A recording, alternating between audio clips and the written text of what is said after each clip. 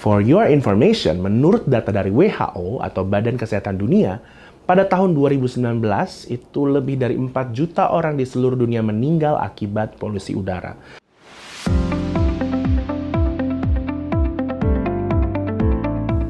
Halo, saya Dr. Abi dari Halo Dokter. Padahal mendung, tapi kenapa nggak hujan-hujan ya? Siapa bilang mendung?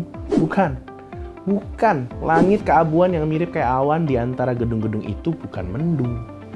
Terus apa dong? Masa kabut? Ya, bisa dibilang gitu, tapi bukan kabut biasa nih, melainkan asap yang membentuk kabut yang mengurangi jarak pandang dan munculnya karena tingginya polusi udara. Kalau dalam bahasa Inggris itu biasanya disebut dengan smog.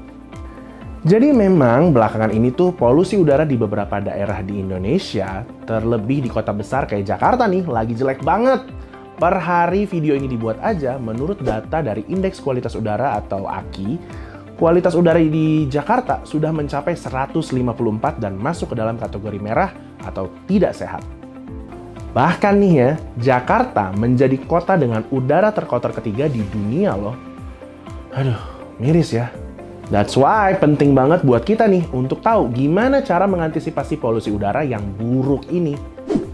So, di video kali ini pertama-tama saya bakal jelasin dulu seberapa bahayanya sih polusi udara itu, terus risiko kesehatan apa aja yang bisa muncul akibat polusi udara, dan apa dong yang bisa kita lakukan untuk mengurangi polusi udara. Oke, jadi kalau ngomongin soal polusi udara, mungkin banyak orang yang anggap hal ini tuh sepele, apalagi yang udah biasa tinggal di kota besar ya. Mungkin dianggapnya kalau kena paparan asap dan polutan lainnya ya palingan cuma batuk-batuk aja.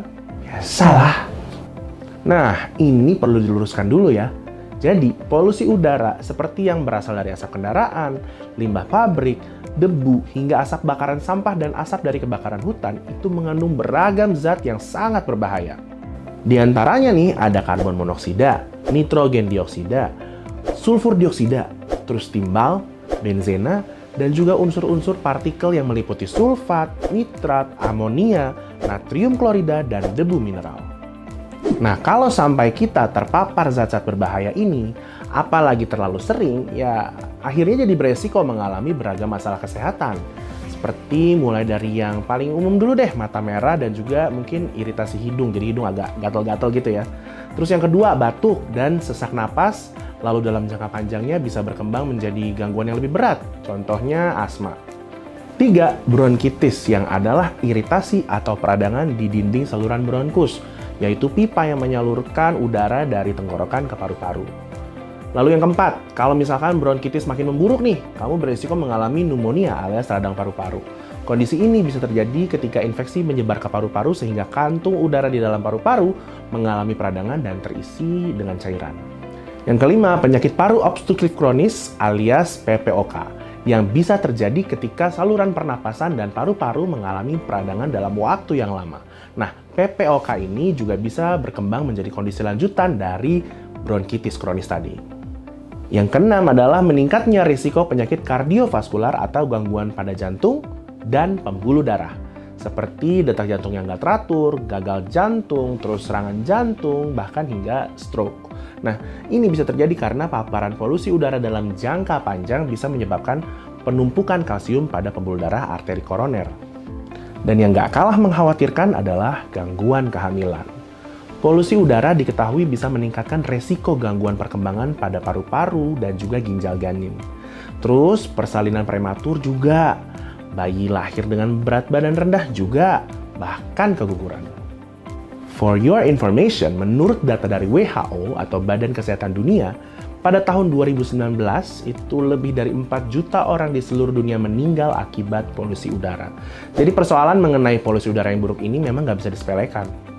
Nah, kalau halo viewers yang lagi nonton kebetulan ada yang mengalami gangguan pernapasan, kemudian gejala-gejala kayak sesak napas atau batuk-batuk, saran saya sih jangan menunda-nunda untuk memeriksakan diri ke dokter ya, sebelum memicu komplikasi yang berat nantinya.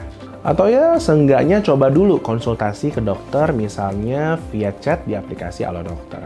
Konsultasinya secara online nih, jadi kamu nggak perlu repot-repot dulu pergi ke fasilitas kesehatan. Di aplikasi Halo Dokter, kamu bisa tanya-tanya sepuasnya soal keluhan kesehatan yang kamu alami. Terus kalau dokternya menilai perlu untuk melakukan pemeriksaan fisik secara langsung, kamu juga bisa dibuatin janji konsultasi lewat aplikasi ini. Jadi nggak perlu antri repot-repot buat daftar. Kalau kamu belum punya aplikasi ini, habis nonton video ini, kamu bisa langsung download aplikasi Halo Dokter di App Store maupun Google Play ya. So, udah tahu ya seberapa bahayanya polusi udara dan resiko kesehatan apa aja yang bisa muncul.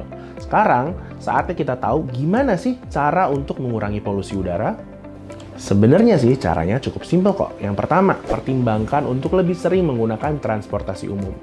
Kemudian yang kedua, gunakan perlengkapan dan kebutuhan rumah tangga dengan bijak. Misalnya, dengan mengurangi penggunaan polutan dan iritan seperti bahan-bahan yang mengandung aerosol. Yang ketiga, nah ini masih sering banget ditemukan nih di banyak daerah dan perumahan, bahkan tempat pembuangan sampah sendiri. Pada tahu nggak? Ya benar, membakar sampah.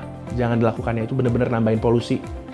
Yang keempat, kalau bisa, masaklah menggunakan kompor yang hemat gas dan batasi penggunaan listrik atau bahan bakar. Yang kelima, batasi pemakaian listrik untuk mengurangi emisi pembangkit listrik penyebab pencemaran udara. Yang terakhir, peliharalah lebih banyak tanaman di rumah karena tanaman akan melepaskan oksigen dan menarik karbon dioksida dari udara. Kalau cara-cara ini bisa kita lakukan dengan konsisten, maka polusi udara di kota pun diharapkan bisa semakin berkurang secara perlahan. Yuk, mulai dari itu dulu deh, mulai dari kita sendiri. Terakhir, saya mau ingetin nih, meski pandemi COVID-19 sudah berakhir dan udah nggak ada kewajiban untuk memakai masker kemanapun, tapi mengingat kualitas udara lagi buruk banget, jadi sebaiknya mulai biasakan lagi untuk memakai masker saat beraktivitas di luar rumah ya, terutama area yang banyak polusinya. Dan yang nggak kalah penting juga adalah dengan menjaga daya tahan tubuh kamu, supaya kamu bisa kuat nih melawan berbagai penyakit termasuk penyakit akibat paparan polusi udara. Alright, segitu dulu informasi yang bisa saya sampaikan kali ini. Semoga bermanfaat ya buat semua Halo viewers dimanapun. Kalau kamu punya saran mengenai topik kesehatan yang menarik dan ingin dibahas sama saya ataupun teman-teman dokter lainnya, langsung aja tuliskan di kolom komentar di bawah ya. Jangan lupa share video ini sebanyak-banyaknya supaya makin banyak yang tahu bahaya dari polusi udara. Terakhir, jangan lupa untuk subscribe ke channel YouTube Halo Dokter supaya kamu bisa selalu up to date sama berbagai informasi kesehatan yang tentunya bermanfaat. Stay safe buat kita semua dan hidup sehat bersama Halo Dokter.